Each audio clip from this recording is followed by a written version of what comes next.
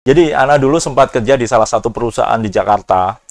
Itu di dalam suatu perusahaan itu Ana keluar pada saat Jumatan terutama itu tidak bisa ya, tidak bisa keluar. Ana waktu itu, wah ini nanti Jumatannya gimana? Karena Jumatan itu tidak sah kalau nggak di masjid Jokam ibaratnya, di Masjid Islam Jamaah. Nah, karena kita menganggap bahwa ibaratnya masjid di luar itu dari segi toharohnya saja, sesucinya saja, apalagi imamnya aja ya karena paham takfiri itu imamnya orang kafir, orang luar ya, kita anggap seperti itu karena akidah takfiri. Jadi, itu yang kalau di tempat kerjaan ya, kalau kita berpergian coba, Anda bayangkan kalau kita berpergian, kita harus cari Google Map coba. Oh, Islam Jamaah di Bandung. Wah, itu pernah itu Ana itu. Jadi ternyata daerahnya begitu Ana bawa mobil ternyata jalannya semakin menyempit ya. Akhirnya Ana terpaksa harus jalan kaki. Waktu itu ya karena wah ini benar-benar perjuangan, semoga Allah menyaksikan perjuangan ini dan saya benar-benar menetapi jalan tunggal. Nah, itu seperti itu waktu semangatnya seperti itu. Coba. Walaupun waktu itu berliku dan lain sebagainya, sangat susah mencari tempat Jumatan. Ini contoh untuk kasus Jumatan ya, hanya Jumatan saja ya ini ya. Itu sangat sulit dan waktu itu ya memang karena kita keyakinan kita masih kuat, tetap kita cari dimanapun dan kita harus Jumatan dengan ala Islam Jamaah.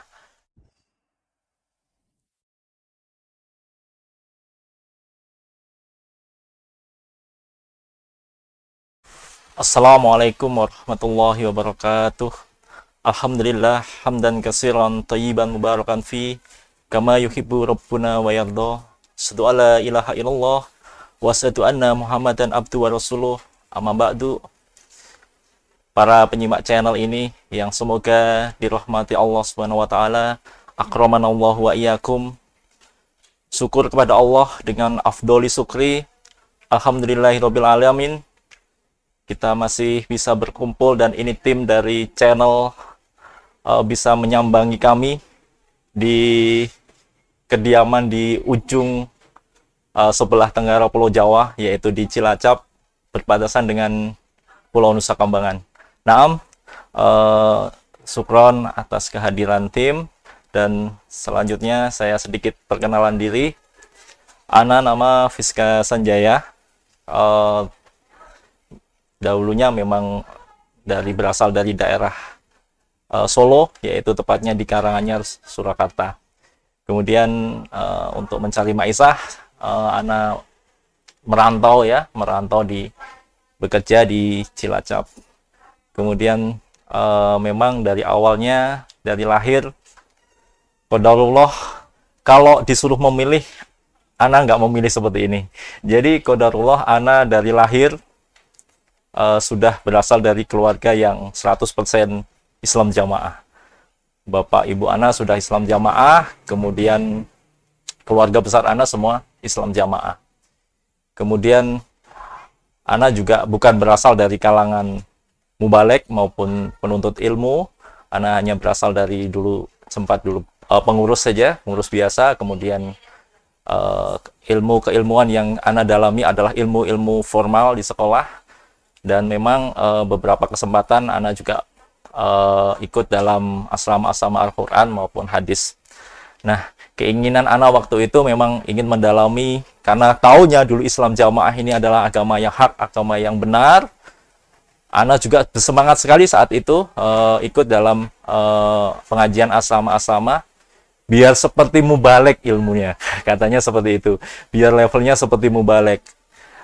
Di mana di dalam mubalek itu ada ijazahnya ya.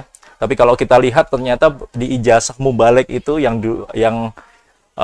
resmi itu kan ada beberapa poin ya, antara lain poin akidah, nahwu shorof, kemudian terutama akidah dan bahasa Arab, kemudian ilmu-ilmu fikih dan lain sebagainya. Itu ternyata tidak diajarkan di Jokam. Jadi yang diajarkan di kami, terutama Ana yang belajar di Jokam ini dari awal, dari cabai rawit ya, memang hanya ilmu sorogan maupun ilmu makna saja dari Al-Quran dan Al-Hadis. Naam, karena Ana menerima akidah Jokam ini atau kefahaman Jokam ini dari lahir, Makanya di fase-fase tertentu, dulu pernah Ana ceritakan bahwa ada gejolak sebenarnya di diri Ana, di dalam pikiran Ana. Begitu Ana tumbuh jadi dewasa, melihat sosial kemasyarakatan maupun kehidupan beragama di sekitar kita kok berbeda ya. Jadi Islam jamaah ini kesannya adalah eksklusif, dia merasa murni begitu dalam menetapi Quran hadis, dan menafikan ataupun menganggap yang di luar itu adalah tidak pas. Nah, itu sejak mulai remaja ya, sejak mulai remaja sudah tumbuh seperti itu, sehingga Ana istilahnya sebagai milenial itu kepo ya. Kepo maksudnya Ana ingin cari literatur ya, bukan hanya dari nasihat dari internal jamaah, tetapi dari coba saya mau lihat independen atau dari pihak-pihak independen atau literatur yang ilmiah dari luar. Itu biasanya Ana mencari di toko-toko buku. Itu yang Ana jumpai adalah yaitu buku-bukunya Ustadz Bambang Irawan, Ustadz Hartono Ahmad Jais, dan dan dari beberapa dari lembaga pengkajian aliran itu kan ada buku-buku yang di situ memang menyatakan bahwa ternyata pemahaman di Islam jamaah itu sesat begitu ya. Waktu itu saya sudah mengkhatamkan ini. Buku-buku itu sudah khatam semua. Kita lihat semua referensi kita coba telaah. Dan saat itu saya tidak percaya dengan buku-buku itu karena banyaknya doktrin, setiap seminggu 3 kali kita pengajian, kemudian banyak penasehat yang ini jadi mendoktrin begitu. Jadi buku-buku itu sekedar saya pahami sebagai buku-buku fitnah yang ini menjelek-jelekan dan menggegeri kita sebagai aliran yang benar gitu ya.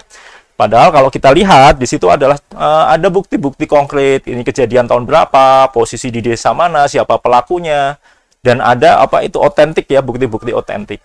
Tapi saat itu memang belum bisa istilahnya membongkar paham ataupun bundelan yang ada, paham jamaah yang masih sangat melekat dari lahir.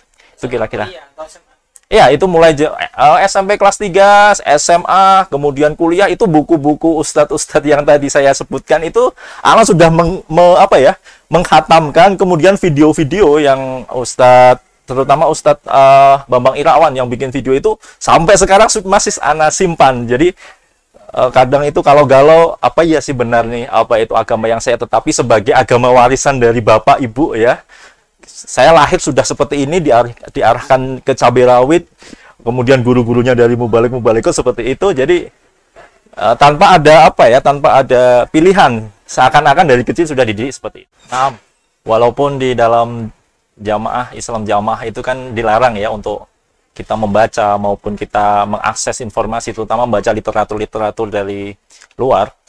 Untuk mengobati rasa penasaran saya waktu gejolak itu pada saat remaja itu, ya antara saya tetap mengabaikan itu ya secara sembunyi-sembunyi. Saya mau tetap membaca, menghatamkan, mengakses video-video. Tetapi memang kenyataan waktu itu masih tetap, karena banyaknya doktrin maupun setiap hari, bahkan setiap pengajian selalu digembor-gemborkan bahwa ini adalah kebenaran tunggal, jalan tunggal masuk surga. Sehingga waktu itu walaupun Ana sudah membaca dan lain sebagainya, tetap tidak bisa bisa luluh gitu ya keyakinan yang ada dalam Islam jamaah, terutama kepahaman Islam jamaah ini. Kira-kira seperti itu yang menjadi perjalanan Ana ya. Akhirnya dari situ ya sampai sekitar usia 34 tahun.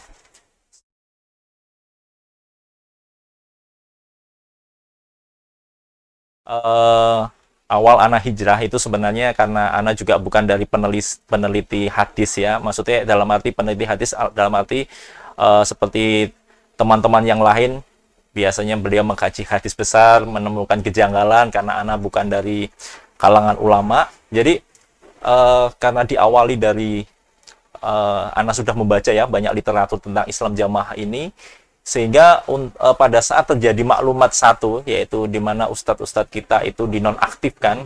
Jadi ustadz-ustadz ini kan dalam pikiran Ana, ustadz-ustadz ini kan belajar di Mekah, menyambungkan sanad dalam kata lain ini adalah kebanggaan kita, kebanggaan dalam jamaah. dikirimkan untuk belajar menyambungkan keilmuan di Mekah, yang memang dulu keilmuan jamaah itu juga berasal dari Mekah. Jadi itu salah satu kebanggaan kita. Cuman ternyata dinonaktifkan dengan maklumat satu itu. Jadi membuat saya waktu itu langsung berpikir, ini ada apa? Ada kesalahan. Kesalahan di mana? Apakah selama ini yang di Jukam yang kita yakini, atau memang kepahaman baru yang dibawa ustadz-ustadz ini yang akhirnya sehingga tidak boleh mengajar atau dinonaktifkan.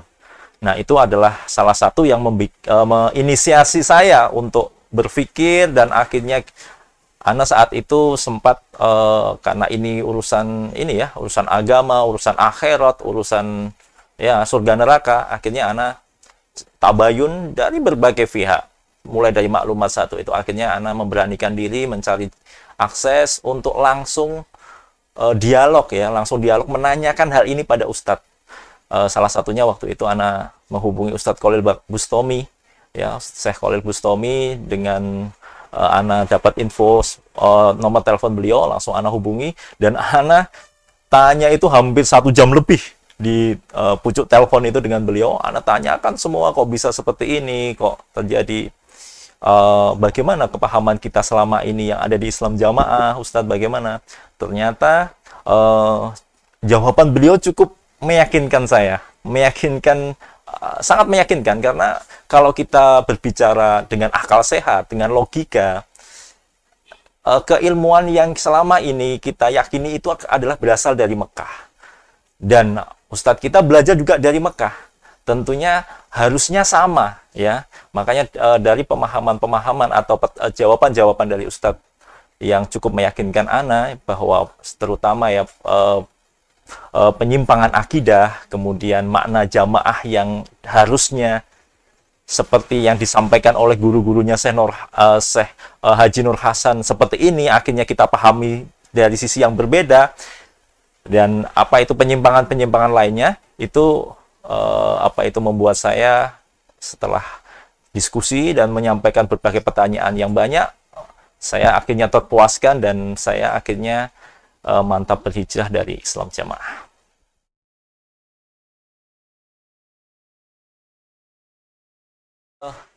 Islam Jamaah ini terutama dari saya analisa dari asalnya atau muasisnya. Dalam hal ini muasisnya adalah Pak Kiai Haji Nur Hasan, ya. Pak Kiai Haji Nur Hasan ini belajar di Mekah. Tentunya di sekolah di Darul Hadis di Mekah itu banyak sekali teman-temannya, ya, banyak sekali rekan-rekannya. Kemudian banyak sekali juga senior-seniornya, bahkan dari Indonesia. Tentunya kepahaman yang diterima murid, ya, dalam kelas yang sama itu adalah sama, ya, sama. Kemudian banyak juga yang pintar, ya, kemudian sepemahaman dengan beliau. Tetapi di dalam jamaah itu kan kita melabeli bahwa seakan-akan Pak Nur Hasan ini benar sendiri dan menafikan teman-temannya yang lain. Nah, ini tidak bisa saya terima sama sekali dengan akal. Betul-betul tidak saya bisa terima. Coba antum logikakan dengan antum sekolah atau kuliah, ya, diajar oleh satu dosen, katakanlah dosennya ini kan, kalau di Pak Nur Hasan kan namanya Syekh Umar Hamdan, Syekh Abu Sama Abdul Dohir, diajar oleh katakanlah Pak Umar saja. Kemudian mungkin nggak di dalam kelas itu pemahamannya berbeda-beda? Tidak mungkin, sama semua. Kita diajari algoritma, rumusnya sama. Diajari rumus luasan lingkaran sama. Semua bisa dan semua sama. Kenapa semua bisa? Kan akhirnya ada iktibar, dites dan lulus. Itu menandakan pengertian, pemahaman itu sudah mumtaz, sudah lulus, sudah sama. Tetapi yang terjadi ini seakan-akan menjadi Pak Nur Hasan itu sebagai jalan tunggal, ya, selamat dari neraka satu-satunya di dunia, ya, di Indonesia khususnya, dan menafikan rekan-rekan dulu yang seleting beliau yang juga sama-sama belajar di Darul Hadis. Makanya itu menjadi salah satu poin dari saya untuk coba lebih dalam lagi. Tolong teman-teman di Islam Jamaah, tolong dipikirkan hal itu sebagai dasar kita untuk belajar maupun bertabayun kepada pihak yang lain. Nah, jadi Ana dulu sempat kerja di salah satu perusahaan di Jakarta. Itu di dalam suatu perusahaan itu anak keluar pada saat Jumatan terutama itu tidak bisa ya, tidak bisa keluar. Anak waktu itu, wah ini nanti Jumatannya gimana? Karena Jumatan itu tidak sah kalau nggak di masjid Jokam ibaratnya, di masjid Islam Jamaah. Nah, karena kita menganggap bahwa ibaratnya masjid di luar itu dari segi toharohnya saja, sesucinya saja, apalagi imamnya aja ya karena paham takfiri itu imamnya orang kafir, orang luar ya, kita anggap seperti itu karena akidah takfiri. Tetapi dengan kondisi yang seperti itu membuat Ana di perusahaan itu, Ana harus sebelum Jumatan itu hari apa itu Kamis sore itu saya cari tahu ini ada nggak ya teman sekantor, kebetulan Ana baru di kantor itu yang jamaah, ternyata ada ternyata ada. Begitu jam 11 itu sudah kita telepon nanti di mana nih kita Jumatannya. Akhirnya kita Jumatan di lorong-lorong gedung yang apa itu yang sempit, di gang-gang ya, berdua kadang bertiga janjian. Ternyata ada beberapa komunitas di situ, ada 4 atau 5 orang aja. Ya, khotibnya cuma salah satu. Kebetulan dia membawa buku khutbah itu yang seperti biasanya kita buka itu. Kemudian kita di salah satu, kadang di gudang yang tidak layak itu. Padahal di perusahaan itu, masjid itu, di gedung perusahaan itu, ada juga masjid yang lantai berapa itu ada. Jadi dia besar begitu, disediakan Jumatan untuk kaum muslimin. Tetapi kita memilih untuk menyelisih mereka. Kita eksklusif, kemudian apa ya seperti itulah, kita colong-colongan, tidak mau membaur dengan Islam yang lain. Nah, itu yang terjadi. Itu yang kalau di tempat kerjaan ya, kalau kita berpergian, coba Anda bayangkan kalau kita berpergian, kita harus cari Google Map coba. Oh, Islam Jamaah di Bandung. Wah, itu pernah itu Ana itu. Jadi ternyata daerahnya begitu Ana bawa mobil, ternyata jalannya semakin menyempit ya. Akhirnya Ana terpaksa harus jalan kaki. Waktu itu ya karena wah ini benar-benar perjuangan, semoga Allah menyaksikan perjuangan ini dan saya benar-benar menetapi jalan tunggal. Nah, itu seperti itu, waktu semangatnya seperti itu. Coba, walaupun waktu itu berliku dan lain sebagainya, sangat susah mencari tempat Jumatan. Ini contoh untuk kasus Jumatan ya, hanya Jumatan saja ya ini ya. Itu sangat sulit, dan waktu itu ya memang karena kita keyakinan kita masih kuat, tetap kita cari dimanapun dan kita harus Jumatan dengan ala Islam Jamaah. Itu salah satu keunikan yang sekarang itu kita sadari bahwa aplikasi dalil adinun yusrun, agama itu mudah sebenarnya. Itu sama sekali dibuat sebaliknya. Jadi agama dibuat sulit sekali, dibuat ribet sekali ya, dibuat apa ya, sangat menyusahkan bagi kita penganut Islam Jamaah.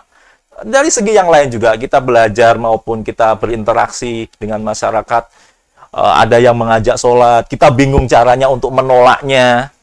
Kalaupun kita terpaksa bermakmum ya, dulu saya tanya terhadap mubaliknya atau Pak Kiainya, ya kamu niat munfarid saja di belakang itu.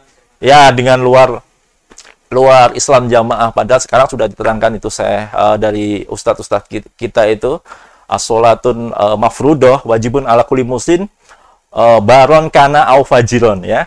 Jadi apabila sholat itu sudah didirikan, itu wajib kita datangi. Walaupun imamnya itu baron karena au fajiron. Baron itu imamnya bagus ya, mengikuti sunnah, atau bahkan fajir. Ya, misalkan melakukan bid'ah dan lain sebagainya, itu wajib kita berimam padanya. Tetapi dalam Islam Jamaah dulu ya enggak. Ana juga sholat ya biasanya ana wudhunya nanti dulu lah, itu kita lihat ini rakaat berapa sih ini. Kalau 2 kan biasanya kita bisa sambung 2 tuh ya kan. Atau kalau enggak kita nunggu sekalian nanti pura-pura ke WC dulu selesai baru kita. Nah, itu sampai saat ini teman-teman yang masih di Islam Jamaah yang saya amati itu masih seperti itu. Sungguh itu suatu apa ya? Semoga Allah menyadarkan antum semua dan bisa melaksanakan bahwa agama itu mudah, adinun yusrun. Insyaallah itu.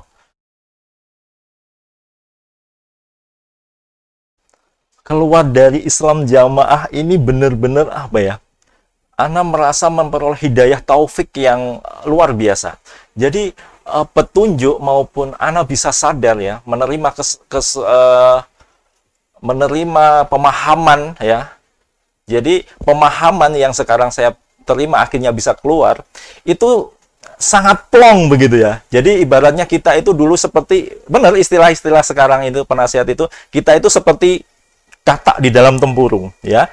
Jadi selama ini di dalam Islam Jamaah itu saya seperti, kalau saya sadari sekarang ya, seperti kita itu salah pendidikan. Kalau di sekolah itu salah kurikulum, salah materi, salah apa ya? Ya salah pendidikan lah. Ibaratnya kita jurusan jurusan kedokteran gitu, yang diajarkan itu ya seputar jamu gendong, ibaratnya seperti itu ya. Jamu gendong, cara meracik kunir, untuk obat-obatan yang betul spesifik yang memang benar-benar dibutuhkan ya. Itu tidak terbukti. Yang pertama, kenapa saya bisa seperti itu setelah ana hijrah, kita tidak pernah belajar akidah. Coba para penyimak channel ini yang masih dalam Islam Jamaah, antum tahu nggak taksim syariah atau pembagian syariah? Yang itu di mana-mana ya, bahkan di Ma'had Al-Haram yang diajarkan oleh Syekh Umar Hamdan, itu taksim syariah, pembagian syariah, akidah, ibadah, muamalah, akhlak dan adab. Pernah nggak antum diajari seperti itu? Di mana di dalam akidah ini ada rukun iman. Pernahkah di dalam Jokam ini, di dalam Islam Jamaah ini menyinggung rukun iman? Iman kepada Allah, iman kepada Rasul. Anak di 30-an tahun di dalam itu jarang sekali dan hampir tidak pernah. Ya, rukun iman ini. Dan apalagi setelah kita ketahui rukun iman yang pertama itu ada sangat penting, kuncinya surga, yaitu tauhid. Itu belum pernah kita pelajari. Coba antum belum pernah mempelajari itu. Kemudian ibadah. Ya, ibadah. Di dalam ibadah ini ada rukun Islam. Pernah nggak antum diajari ataupun ditekankan masalah rukun Islam ini?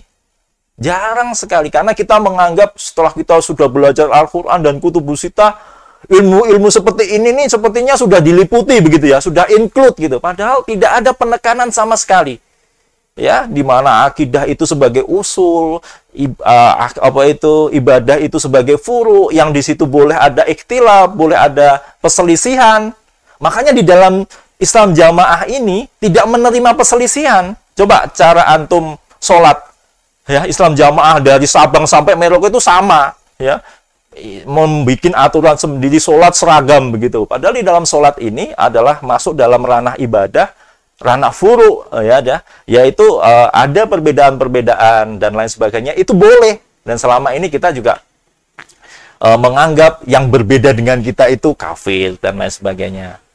Kemudian muamalah, coba. Antum tahu sendiri bahwa muamalah ini adalah hubungan orang dan orang. Sekarang ana tanya kepada antum semua, penyimak channel ini yang masih dalam Islam Jamaah.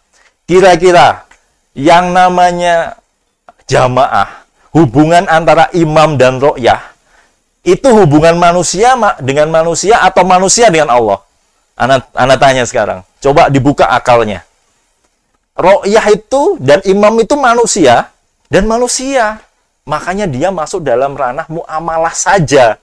Ya, muamalah saja di sini. Ya, karena kita tidak tahu akidah, kita tidak tahu taksim syariah, jamaah yang hanya sebenarnya di muamalah ini, antum pindah menjadi di atas akidah. Ya, di atas akidah. Sehingga kalau nggak jamaah, walaupun dia melakukan akidahnya benar, ya, kemudian ibadahnya benar, dia tetap menjadi kafir karena tidak jamaah. Ini yang selama ini antum adalah mengalami akidah al-fasidah atau penyimpangan akidah. Ini yang perlu ana sedikit kasih gambaran kepada antum betapa selama ini kita menetapi akidah yang salah. Tolong antum lihat ya, maksudnya tanya ataupun coba di semua mahat atau semua pendidikan Islam pasti ada pembagian seperti ini yang sudah makruh dan sudah diketahui, dan inilah yang dipelajari oleh guru-guru Syekh Pak Nur Hasan di Masjidil Haram. Dan kalau sekarang kita tidak menerima, tidak dipelajari hal yang seperti ini, berarti kita adalah ada penyimpangan di dalam internal jamaah ini. Wallahu a'lam siapa yang memulai ini, dan kita semoga saja bisa selamat dari penyimpangan-penyimpangan akidah ini. Nah,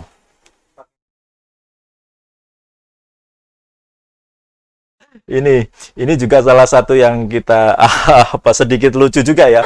Bahkan ini sekarang kan berkembang beberapa minggu yang kemarin itu anak kan ada kampung halaman mudik kemarin ya, karena dulunya anak itu termasuk awalun murtadun ya. awalnya orang-orang yang murtad dari Islam Jamaah.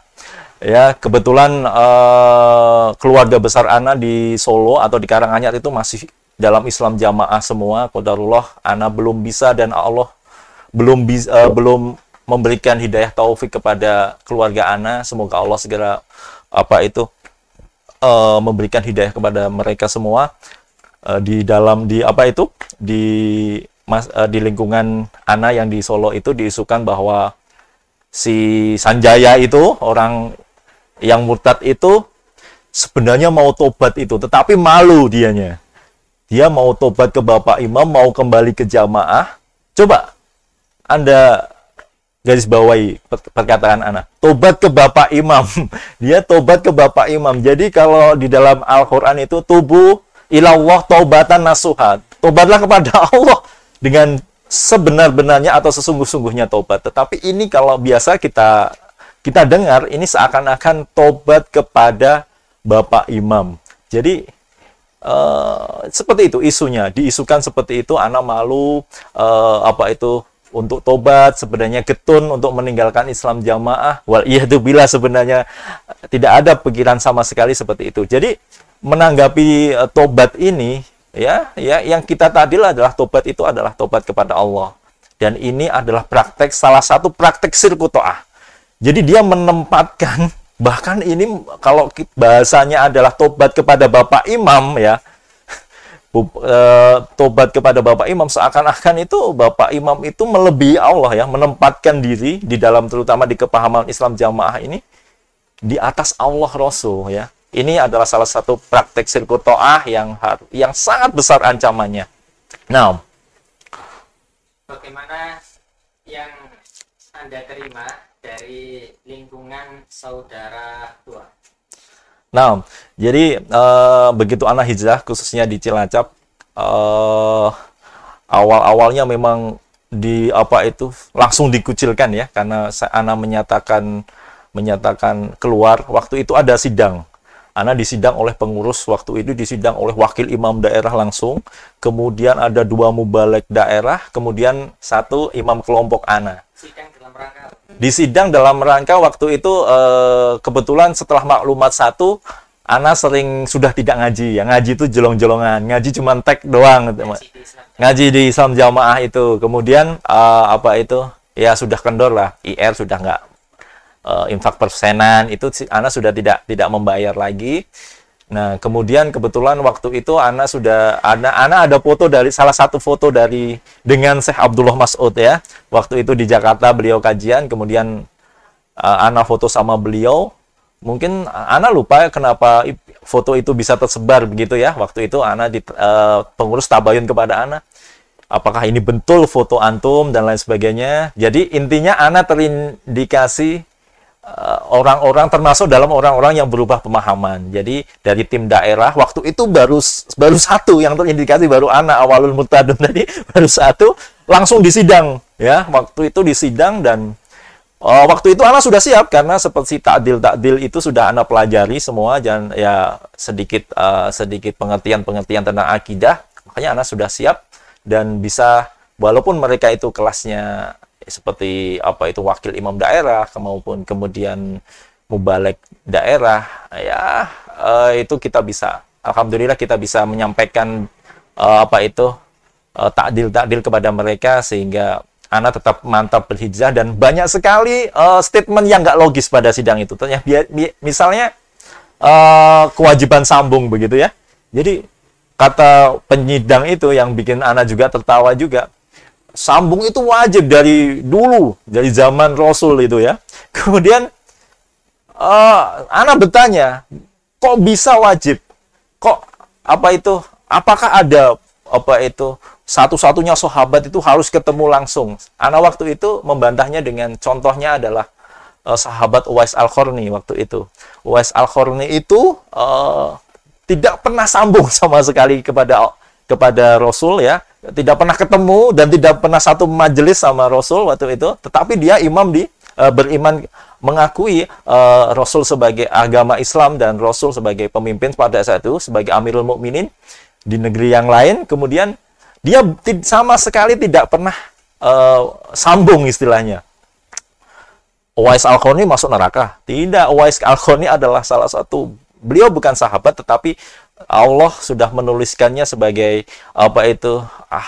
orang yang terkenal di langit ya. Dan Nabi Muhammad pun juga mewasiatkan kepada Umar dan Ali agar suatu saat apabila bertemu dengan Uwais Al-Qarni, beliau meminta untuk didoakan kepada Allah karena begitu mulianya kedudukan Uwais Al-Qarni ini di sisi Allah. Tapi waktu itu Mubalik ini yang ya saya ngomong Mubalik Islam Jamaah yang ngawur itu ngomong Uwais Al-Qarni itu siapa? Bukan hidup di zaman Rasul waktu itu ya. Dan ini satu yang menggelitikan sekali dan menurut Ana selama ini hujah-hujah mereka itu hanya berdasarkan pada emosi, hanya berdasarkan pada pembenaran demi membenarkan akidah yang selama ini kita yakini. Nah, jadi itu salah satu ya yang membuat kita mau berhijrah itu ragu-ragu ya. Di dalam pengurus jamaah itu, kamu nanti kalau keluar, nanti kamu terisolir, diblokir, kemudian karena kamu tidak lagi menjadi mansurin, orang yang ditolong Allah, kamu akan deblek, kemudian ya istilahnya yang keluar itu tidak ada yang meramut lagi dan lain sebagainya. Jadi, Ana membuktikan ini, para penyimak channel ini. Setelah anak keluar itu justru ikhwah yang di luar ataupun kaum muslimin yang di luar itu menyambut kita ataupun saudara kita itu jauh lebih banyak.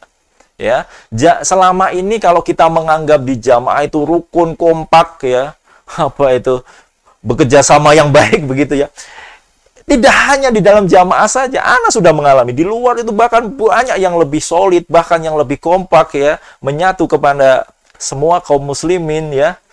Ya, seperti itu. Jadi ancaman-ancaman atau getakan-getakan seperti itu sebenarnya begitu kita berani untuk melangkah, khususnya teman-teman yang masih bunglon maupun yang masih ragu-ragu ya. Tidak ada seperti itu. Kemudian masalah nggak disolati dan lain sebagainya. Kita sebagai misalkan orang yang meninggal itu mau disolati orang satu RT kalau misalkan akidah kita benar, tauhid kita benar, atau tidak ada yang menyolati, itu tidak akan membeli pengaruh. Nah, itu ada salah satu penyimpangan terhadap salah satu sabda Nabi, antum suhada Allah fil ar. Ada kan seperti itu. Pemahaman di jamaah itu seakan-akan harus ada yang menyaksikan keamiran dan lain sebagainya. Padahal yang dimaksud dari hadis ini adalah saat itu ada orang yang meninggal, kemudian orang itu disaksikan baik oleh Nabi, maka Nabi bersabda itu wajib ya, wajib itu masih wajib masuk surga dan kamu adalah yang menyaksikan di bumi. Hanya seperti itu aja kasusnya, tetapi dipelintirkan makna itu seakan-akan meninggal itu harus disaksikan imam kelompok, nanti imam kelompok itu nanti bisa kenal juga imam daerah, imam pusat, nanti dikenali oleh Nabi dengan ilmu mangkul dan lain sebagainya. Ini hayalan-hayalan maupun hal yang tidak berdasar, saudaraku. Jadi ya itu kan yang kemarin booming ya, dari salah satu pendakwah yang paling terkenal di Islam Jamaah, katanya nanti Pak Sultan Aulia itu akan bisa dikenali Nabi di dekat dekat Telaga Mahsyar atau di waktu hisaban itu dengan ilmu mangkul. Kalau antum ngomong ilmu mangkul, coba sekarang ana tanya, antum belajar Al-Quran itu ada sanadnya nggak? Pakai ilmu tafsir nggak? Pakai kitab tafsir seperti yang di belakang saya itu enggak? Coba antum selama ini begitu kita teliti setelah hijrah, antum semua dalam Islam Jamaah itu tidak punya sanad makna Al-Quran. Yang ada hanya sanad qiraah sab'ah. Itu pun dari ulama Mesir. Ya, dan itu pun juga kalian nggak mau bermakmum padanya. Ya, kata Ustadz Mauludin, kita ambil sanadnya, tapi kita tidak mau orangnya, kita kafirkan orangnya. Bagaimana ini bisa diterima? Ya, itu Al-Quran. Ya, tidak ada sanadnya. Jadi selama ini antum sorogan begitu ya, dimaknai seakan-akan ini adalah kemurnian kita yang tahu sendiri intisari Al-Quran. Seperti itu kan? Selama ini yang kita dapat, padahal setelah kita belajar tata bahasa Arab, kita belajar nahwu shorof, ilmu sorokan antum tuh jauh daripada kesempurnaan. Ditambah pemahamannya seperti wa'tasimu bihablillah jami'an. Siapa yang mengajari? Ada nggak di ilmu-ilmu tafsir, baik itu tafsir Ibnu Katsir, tafsir Jalalain, dan lain sebagainya, yang menyatakan bahwa jami'an di situ adalah berimam, berbiat, bertoat? Nggak ada. Itu hanyalah antum sendiri yang membenarkan golongan seakan-akan diarahkan ke pemahaman Islam jamaah. Coba antum pelajari, antum buka kitab-kitab tafsir dan lain sebagainya. Itu yang dipelajari Pak Nur Hasan kalau benar-benar sekolah, ya. Itu yang diajarkan Syekh Umar Hamdan pada murid-muridnya. Kenapa antum sekarang menyelewengkan makna-makna itu? Sarah hadis juga. Antum juga sarah hadis itu yang antum punya hanya 5. Ibnu Majah itu berasal dari Ustadz Khalil Bustami yang antum sekarang ambil sanadnya juga tapi murtadkan orangnya. Ya sama saja seperti sarah Al-Quran tadi antum yang antum punya. Jadi dan antum mempelajari al-hadis atau ini tidak memakai syarah. Artinya banyak makna-makna al-jamaah itu yang menyeleweng ataupun menyimpang dari makna yang dikehendaki Allah dan Rasul. Berarti dalam kata lain iftira ini, berdusta ini. Berdusta pada Allah dan Rasul. Bukan seperti itu maknanya. Makanya sebenarnya ini yang perlu ingin kita sampaikan, yang selama ini pemahaman jamaah itu yang benar seperti ini, kita luruskan. Ya, kita tidak ada pengen membubarkan Islam jamaah sebenarnya. Kalau kita lihat dari sampai sekarang itu, kita pengennya memperbaiki sebenarnya. Dan selama ini kawan-kawan hijrah seperti ini, kita buat podcast, kita buat testimoni, dan lain sebagainya. Ini hanya sarana kita untuk menyadarkan antum semua. Ya, cobalah berpikir sedikit logika maupun cobalah berpikir, coba lihat literatur yang ada, lihat buku-buku karya para ulama kita. Nah, itu yang perlu antum segera segera lakukan menurut ana biar fair, biar jadi antum setelah antum nanti melihat buku-buku atau syarah-syarah hadis bagaimana itu yang benar, silahkan antum simpulkan sendiri apakah selama ini keyakinan antum terhadap Islam jamaah benar adanya ataupun justru yang kita tetapi di Islam jamaah itu ternyata salah.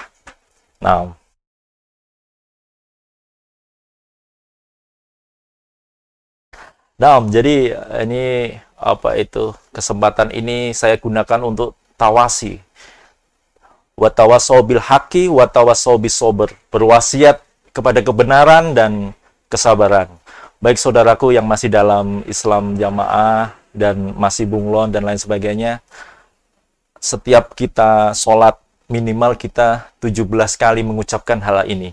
Ihdinas siratal mustaqim dalam surat Al-Fatihah itu. Ya Allah, tunjukkanlah kami kepada jalan yang benar. Kalau sampai saat ini antum sholat ya sehari 17 kali ya belum ditunjukkan hal yang benar, ya belum dapat ihdinas siratal mustaqim, berarti ada yang salah. Teruslah untuk berdoa kepada Allah ya agar kita ditunjukkan jalan yang benar. Ana minta antum untuk mengamalkan doa Allahumma arinal haqqo haqqo warzuqna istibaa wa arinal batila batila warzuqna istinaba. Coba antum amalkan doa itu. Ya Allah, tunjukkan apa yang benar itu benar bagi kami, dan sebaliknya yang batil itu memang benar batil adanya, dan berilah kekuatan kami untuk menjauhinya. Dengan doa-doa itu, harapannya Allah memberikan taufik hidayah kepada antum semua. Saudaraku di Islam jamaah, antum ada beberapa poin kesesatan yang antum perlu sangat kami ingin beritahukan kepada antum. Sesungguhnya kami sangat mencintai antum, ya antum semua.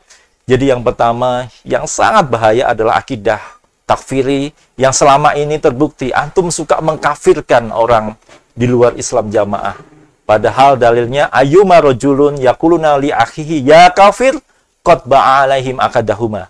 Jadi di mana suatu lelaki yang mengatakan bahwa kepada saudaranya ya kafir, hei kamu orang kafir, itu qad ba'a alaihim akadahuma. Sesungguhnya perkataan itu bisa membalik kepada yang mengatakan. Apabila yang dituduh kafir itu ternyata tidak kafir, ya. tolong masalah takfir atau mengkafirkan ini antum pelajari dulu. Jangan serampangan, jangan selama ini mengatakan jamaah surga nggak jamaah neraka, atau yang di luar itu adalah kafir, gua biu, apa itu turbo dan lain sebagainya. Ini adalah ajaran-ajaran Khawarij, ya, akidah Khawarij yang diancam oleh Allah dijadikan kilabun nar, anjing-anjingnya neraka. Sungguh berbahaya, saudaraku. Segera kalian mencari tahu tentang hal ini, mencari referensi yang benar tentang hal ini sehingga kalian bisa selamat dari akidah takfir. Yang kedua, antum seperti ana sampaikan tadi dalam memaknai al-jamaah itu sekalama ini salah, ya. Jamaah itu tidak seperti itu. Coba dibuka sarah hadis dan lain sebagainya, dan lain sebagainya. Coba dibuka. Bahkan jamaah itu ada dua makna. Yang pertama maknanya secara maknawi dan maknanya secara struktural. Jadi seperti sahabat Abdullah bin Mas'ud menyampaikan bahwa al-jamaah ma wafaqal haqqa walau kunta wahdaka. Yang dinamakan jamaah itu seseorang yang sendiri menatapi kebenaran itu juga jamaah, ya. Jamaah dalam aksi struktural seperti ada imam, ya, imam dan yang di beat itu juga wajib, tetapi bukan seperti jamaah antum. Coba kamu lihat jamaah yang benar, ya, yang jamaah yang benar seperti yang dimaksudkan di beberapa al-hadis itu benar-benar sah, ya, secara, jadi minimal dia diakui di daerah itu. Misalkan di Indonesia, umat Islam itu jangankan mengakui, mengenal amir antum, ya, atau imam antum aja tidak, ya. Ya, memang jadi ini semuanya bisa mengaku amir. Saya juga bisa mengaku amir di Cilacap, ya kan? Bisa mengaku tanpa ada pengakuan. Apa bisa seperti itu? Jadi keimaman yang sah itu harus makruf, harus istilahnya diketahui banyak orang, diakui banyak orang, ada wilayahnya, ya, dia betul-betul mengatur kehidupan orang muslim, makosid syariahnya terdapat dan lain sebagainya. Jadi yang poin kesesatan yang ketiga adalah syirkut ta'ah. Syirkut ta'ah ini ada syirik kepada ketaatan. Jadi Islam jamaah itu menempatkan keimaman, ya, taat kepada imam itu mengalahkan Allah Rasul. Banyak sekali contohnya dalam praktek syirkut ta'ah. Antara lain, ya, yang sering kita lihat adalah praktek pengambilan sodakoh, ya, terutama yang namanya isrun, ya, 1/10 itu, ya. Itu tidak ada hukumnya di hadis dan Al-Quran, tidak ada, tetapi diwajibkan begitu, ya, seolah-olah itu adalah syariat. Dan memang di zaman Nabi pun praktek pengambilan sodakoh, ya, selain zakat itu sifatnya sukarela. Kalau di dalam Islam jamaah ini kan ibaratnya dipatok 10%, 7,5% dan lain sebagainya. Banyak sekali syirkut ta'ah, yaitu contoh yaitu ada hukum di Quran dan hadis, tetapi kalau belum melalui ijtihad keimaman mungkin, ya, belum melalui tek daerahan pusat, belum bisa dilaksanakan dan lain sebagainya. Nah, itu adalah praktek-praktek syirkut ta'ah yang sangat berbahaya. Ancamannya adalah bisa mencapai level kesyirikan yang bahayanya adalah kekal di neraka. Itu adalah poin-poin kesesatan di Islam jamaah yang harusnya antum semua berkenan tabayun, mungkin ke pihak independen yang lebih pihak ketiga, ya, sehingga kesannya yang hijrah ini jangan menjelek-jelekkan terus, memprovokasi terus. Cobalah antum juga mengecek sendiri, misalkan bebas, silahkan di mana saja kalian cek apakah selama ini akidah atau keyakinan yang antum semua yakini adalah benar adanya, sesuai pemahaman yang benar, sesuai Quran hadis jamaah dengan pemahaman yang benar. Sekarang ditambahi pemahaman yang benar. Apakah pemahaman yang lalu salah? Ya, tentunya setelah kita cek, kita lakukan pengujian maupun kita lihat tafsir dan sarah hadis, ternyata banyak penyimpangan. Untuk pesan kepada saudara-saudaraku mungkin seprofesi, ya, seprofesi maupun terutama para milenial muslim, yang titelnya sarjana S1, S2, S3, harusnya antum semua lebih bisa berpikir ya. Coba semua keilmuan ataupun sebuah kebenaran atau tesis misalkan, itu harus diuji ya, harus diuji, harus diverifikasi. Tidak seperti Islam jamaah ini, pokoknya mangkulim ini, tapi tidak mau dicek, diuji dengan yang lainnya, dibandingkan dengan yang lainnya. Coba skripsi antum atau tesis antum, itu kan harus diuji betul dari berbagai pihak, akhirnya menyetujui sehingga antum menjadi sarjana misalkan. Atau sebuah pendapat dari karya ilmiah ya duniawi misalkan, itu kan harus melalui seleksi dulu, harus yang mengeluarkan statement itu harus profesor dulu, harus dokter dulu, harus kuliah dulu. Ini di dalam Islam jamaah ini ibaratnya syaratnya nggak ada, ijazahnya nggak ada, langsung kita mau saja untuk percaya dalam ini. Makanya ini adalah sebuah doktrin, semoga Allah bisa memberikan hidayah taufik kepada kita semua, khususnya yang masih ada di dalam. Mungkin itu yang saya sampaikan. Wassallallahu ala Muhammad wa ala alihi washabbihi wasallam. Wa akhiru da'wana alhamdulillahirabbil alamin. Subhanaka wa bihamdika asyhadu alla ilaha illa anta astaghfiruka wa atubu ilaih. Wassalamualaikum warahmatullahi wabarakatuh.